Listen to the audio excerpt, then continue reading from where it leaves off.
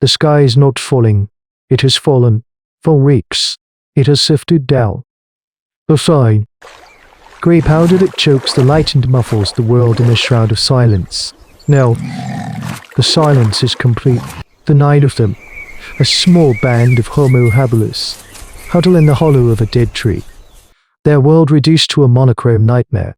This is life million years ago, but it feels like the end of all life. The air tastes of grit and bitterness. Every breath is a labor. Every cough brings up a thin, grey paste. The leaves on the acacia trees, once a vibrant green, are heavy with a film of ash, poisoned and inedible. The familiar waterhole is a slurry of toxic mud, its surface shimmering with a chemical sheen. This is their home, and it is killing them. An old male, his face a mask of gaunt confusion, holds up a piece of honeycomb.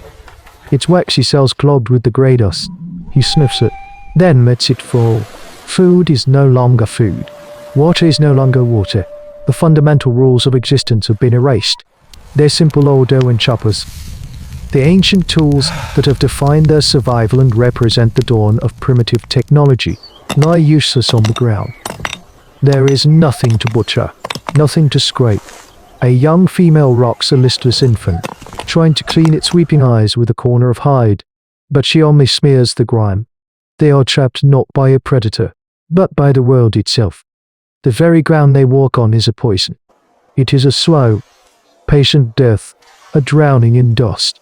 The landscape, once a complex map of resources and dangers, is now a uniform grey trap. The layer of fine volcanic powder will one day compress into a stratum of rock geologists will call a tombstone for an entire ecosystem. The decision is not made with words. It is an instinct that surfaces through the fog of starvation and sickness. The old male rises. He looks at his small clan, at their sunken eyes and rasping breaths. He knows, with the simple clarity of a creature that has survived by reading the world, that this place is a grave. There is no memory in their lineage, no inherited knowledge from their human ancestors. For this is an extinction event, and they are living at its heart. He turns his back on the dead water hole and the poison trees and looks out. Beyond the edge of their familiar territory, the world is gone, replaced by an endless, featureless expanse of grey ash, merging seamlessly with a grey sky. There is no horizon, no landmarks, no promise of life. It is an ocean of nothing. He takes a single, shuffling step into it.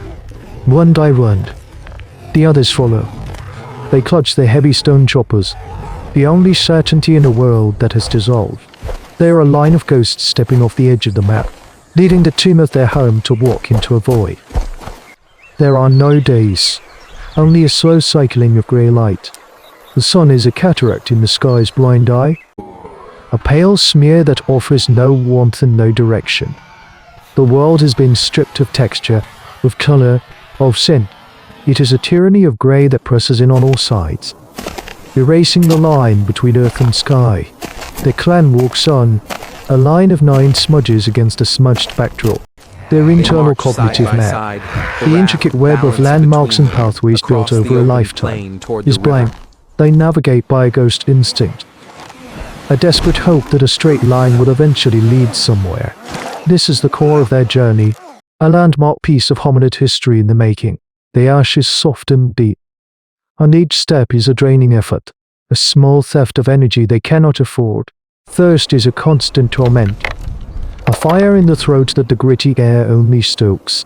They have learned to lick the fine dust from their own arms, a futile gesture that provides a moment's moisture at the cost of swallowing the very substance that is killing their world. The psychological toll is as severe as the physical one. The silence is a pressure against the eardrums, a void so complete that the sound of their own blood pounding in their heads becomes a roar. Their minds, evolved to process a rich tapestry of sensory information, begin to break. They see movement in the corner of their eyes where there is none. They hear whispers in the sifting of the ash. This is the purest form of torment, a slow unraveling of the self in a world that offers no external validation, no proof that anything beyond this suffocating grey exists. This is the kind of pressure that forges the path of human evolution. weeding out all but the most resilient minds. The young female with the infant is the anchor, her focus on the smooth, breathing life in her arms as a shield against the encroaching madness. It is an act of altruism that also saves herself, a single point of purpose in the featureless void. Then, a sound. It is not a hallucination. It is low, soft, and utterly alien in this silent world. A soft thump-thump, like a heavy stone being dropped on a bed of dust, but with a rhythm, a cadence. It comes from the left, somewhere in the impenetrable haze. They all stop, 9 statues of ash and bone, heads cocked, straining to hear. The sound stops when they do, a profound, primal fear, colder and sharper than any hunger. Wrecks them. They are not alone. The silence that follows is different. It is no longer empty. It is watchful. The sound is the soft, heavy tread of Dinofelis, a saber-toothed hunter perfectly at home in this new, open world. At last, the cat is using the grey curtain as its shield, stalking them with an unnerving patience. They cannot see it, but they can feel its presence. An intensification of the dread that permeates the air. There is nowhere to run, nowhere to hide. The clan does the only thing it can. They collapse inward, forming a tight, desperate circle. The infant and the old male in the center. They raise their heavy old oar choppers, a pathetic defense against a phantom. They are a tiny island of terrified community in an ocean of ash, waiting for the teeth to find them in the dark. The waiting is a form of erosion. Minutes stretch into geologic time. Every soft sift of ash is the predator's footfall. Every gust of wind its breath. The fear is so complete it has become a physical presence. A ninth member of their huddle. Then, a blur of movement. Not a charge, but a fluid. Impossibly fast probe from the right. A massive paw, claws extended, swipes at the outermost male. He screams, a thin, terrified sound, and stumbles back into the circle. His arm laid open to the bone. The circle contracts, a muscle of pure terror. The Dinofelis is testing them, gauging their response. Its intelligence as sharp as its teeth. It circles, a ghost in the grey. Its soft thuds, the only indicator of its position. This is a contest of nerves, a battle of attrition fought in a sensory vacuum. The old male knows this. He has led them from a slow death into a fast one. He sees the panic in their eyes. The way the circle is beginning to fray at the edges.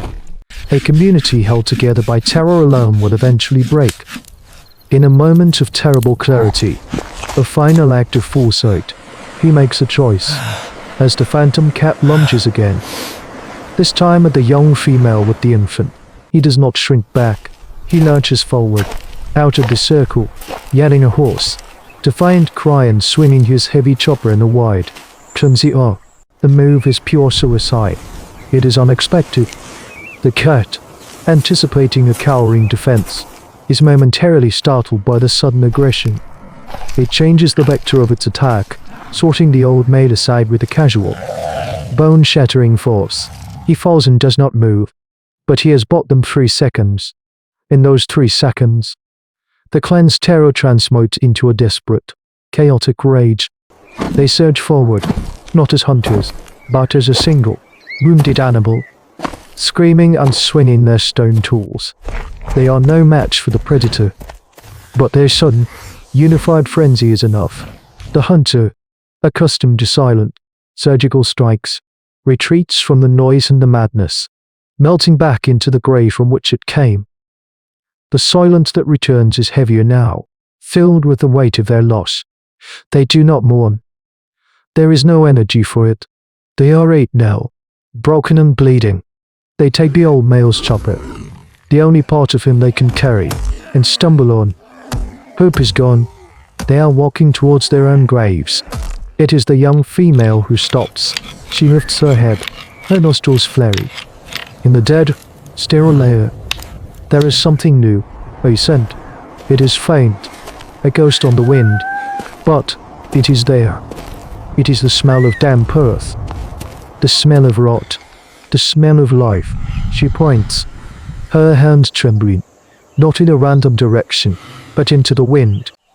For the first time in this endless grey hell, there is a signal, a sign from the living world. The change in the paleo environment is their only salvation. It fuels a final, agonizing march. This is the raw material of anthropology and paleontology, not just bones and tools, but moments like this, where the will to live is rekindled by the faintest of sensory clues. They are early humans at the very edge of the abyss. Their journey a foundational moment in the epic of prehistory. They find it. The edge of the ashfall is not a line, but a gradient, a slow bleeding of grey into a sickly, struggling green. The first real tree they see makes them weep, their tears carving clean paths through the grime on their faces. They fall to their knees at a stream, drinking water that tastes of life, not poison. They have crossed the land of the dead. This journey, a footnote in the deep history of our planet, was a crucible. It was a psychological bottleneck that filtered for more than just physical endurance.